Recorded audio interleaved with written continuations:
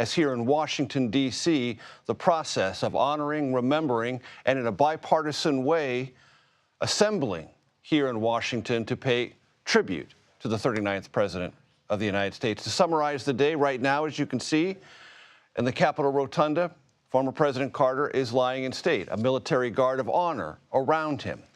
His body arrived in Washington this afternoon, stopping briefly at the Navy Memorial. Why? Because former President Carter was the first and only American president to be a graduate of the U.S. Naval Academy.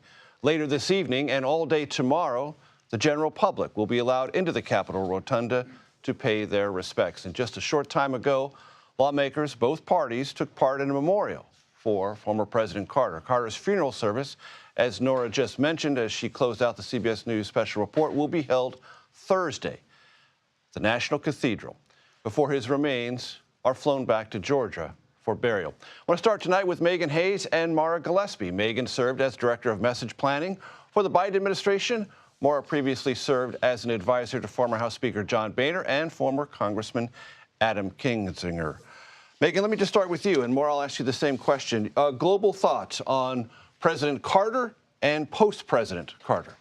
I think that his post-presidency probably said more than his presidency did. I think that he set a tone for how presidents should be able to live their post-life. He did incredible things in his legacy, and I think that he is the perfect example of a legacy being some good and some bad, and really being able to see that. And I think it's really great, as we were talking earlier during the break, that half our country wasn't alive when President Carter was president. And so for people and young people to be able to see all the impact that he made post-presidency, I think is really great in these tribute services. Maura, your thoughts? Yeah, I think that for many of us, we view him as the humanitarian. You know, we view his work with Habitat for Humanity, but also his humility, his humble beginnings, his long relationship with Rosalind Carter, his wife, that long marriage. I mean, 77 years. Mm-hmm. That is astounding to so many of us.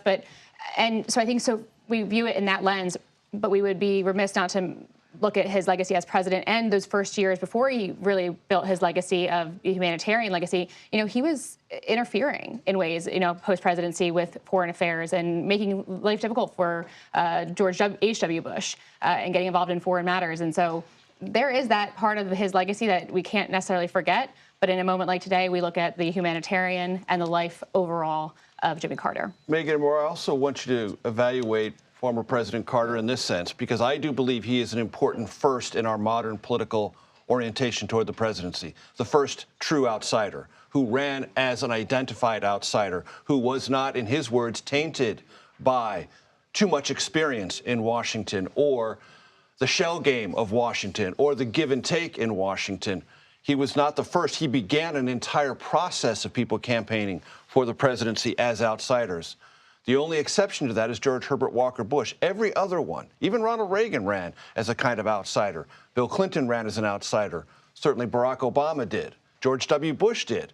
And I think the absolute ringleader of outsiderism would be Donald Trump. And then President Biden would be an institutionalist in between that as well. But he also ran as an outsider, right? They called him Scranton Joe. And also, he was the first person, President Biden was the first person to endorse Jimmy Carter. Back in 1976. Exactly. So, you know, it's an interesting, and if you listen to some of Carter's speeches and some of the things that President Biden says now about being more optimistic than you have been before and thinking more for America than what we have right now, they have a lot of parallels. And it's really interesting to sort of see the parallels in their presidencies and some of how their legacy is going to play out. So I do think, you know, he did set the tone and he did show a way to run as an outsider and show that average people and normal people can be the president, whether or not it was accepted at the time. I think it's much more accepted now than it probably was when Carter did it. Outsiderism began with Jimmy Carter, right, Maura? Sort of? I think that the pendulum just swings, and that just shows us what our electorate does.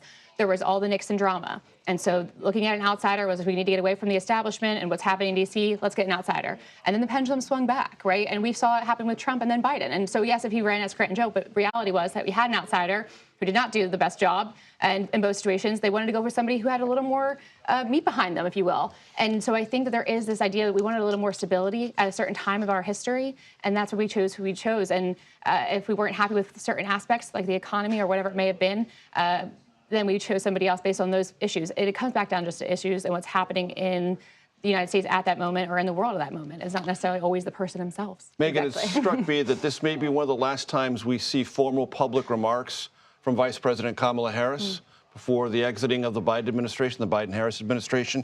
She noted accomplishments from her vantage point of the Carter presidency, creation of the Department of Energy, the Department of Education, FEMA, clean energy initiatives, and judicial appointments.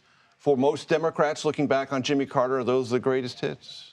I mean, I think so, but I think that most Democrats are looking back on his humanitarian efforts post-presidency. I do think, he did play a lot. In the Panama Canal, there's some other foreign policy things, good and bad foreign policy things that he did, also appointing so many judges. He appointed Ruth Bader Ginsburg, which was a longstanding in our Supreme Court. So I do think that, yes, and he had more women, I think, than anyone else had appointed into his administration. So there are some things that have now been eclipsed as modern times have taken over. But, I think we just go back to Jimmy Carter's legacy is really his post-presidency and his humanitarian efforts and what he did post-presidency, and I think that is what people are going to really hold their hat on with him. Maura, your last thoughts? I think Democrats would be wise to do that and not focus on what he did during his presidency because he wasn't very popular. And in those early years, directly after, I think some of his advisors said, well, he forgot he wasn't president. I would hate for that to be repeated in the future for any presidents who forget that they're no longer president. I think that we would be best, and Democrats would be best served by focusing on the humanitarian aspect for sure. The last word, Maura Gillespie and Meghan Hays. Thanks so very much. We appreciate it.